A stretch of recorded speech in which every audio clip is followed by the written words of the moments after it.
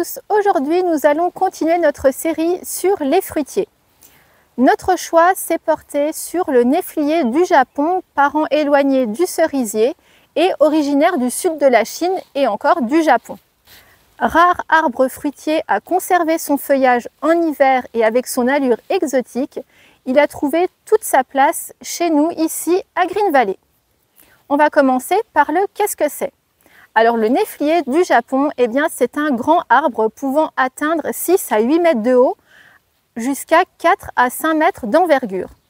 C'est un persistant qu'il ne faut pas confondre avec le néflier commun, le néflier d'Allemagne, dont on consomme les fruits lorsqu'ils ont été ramollis par les premières gelées et qui en plus a son feuillage caduc.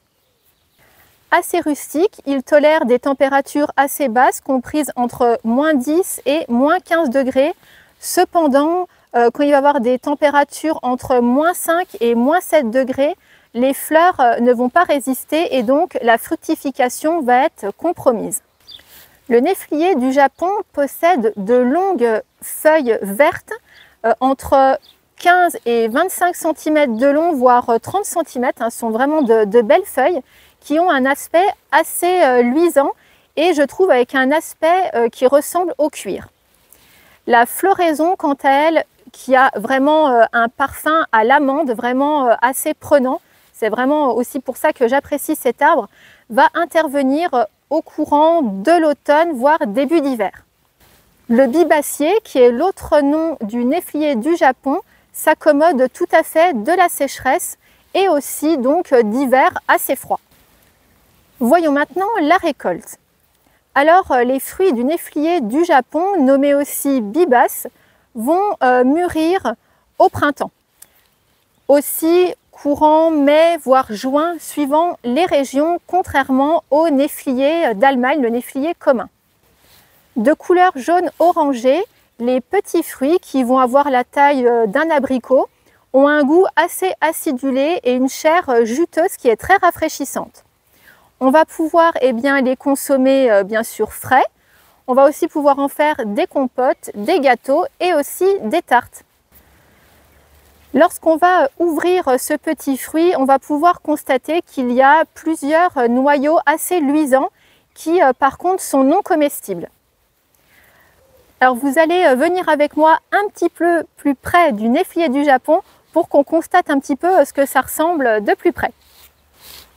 Alors, ce que je voulais vous montrer, eh bien, c'est ici nos deux premiers fruits qui arrivent tranquillement. Donc, ils ont grossi, ils grossissent au fur et à mesure. Bon, on n'a pas un temps hyper favorable non plus, mais je pense qu'on aura les deux premiers fruits à déguster cette année. Donc là, on est on a planté le néflier avec un sion d'1 an et là on est à la 4e année, donc en gros il a 5 ans. Donc là on va pouvoir avoir nos premiers fruits. Alors pour vous montrer d'un peu plus près les feuilles que je vous disais qu'il y a un aspect assez joli de cuir. Donc là on peut le voir en fait sur toutes les feuilles, hein. Elles sont vraiment super jolies, elles sont très dures, hein, assez coriaces. Et moi, je trouve vraiment qu'elles ont l'aspect du cuir. Alors bien sûr, là, on est au mois de juin, il n'y a plus les fleurs, mais je vais vous mettre une vidéo un petit peu partout dans la vidéo pour vous montrer l'étape des fleurs. C'est vraiment super joli. Et elles sont vraiment très odorantes, ça c'est vraiment un plus pour cet arbre. Voilà donc de plus près comment est ce magnifique néflier du Japon. Passons maintenant aux bienfaits santé.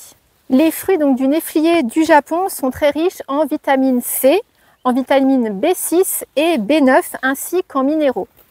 Ils vont aussi contenir beaucoup de potassium, de calcium, de phosphore et aussi de fer.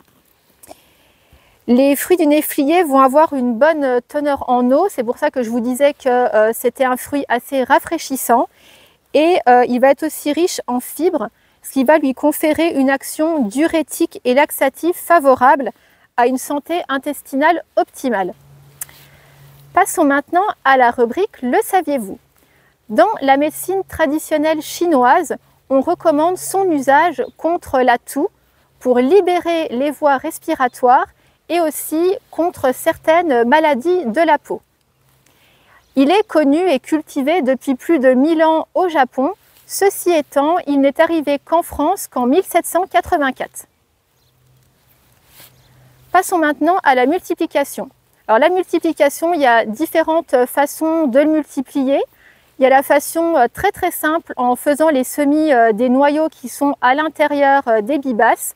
Ceci dit, il va falloir faire preuve de patience puisqu'il faudra entre 7 et 8 ans pour pouvoir consommer les premiers fruits. Pour gagner un petit peu de temps, il va pouvoir se bouturer et aussi se marcoter.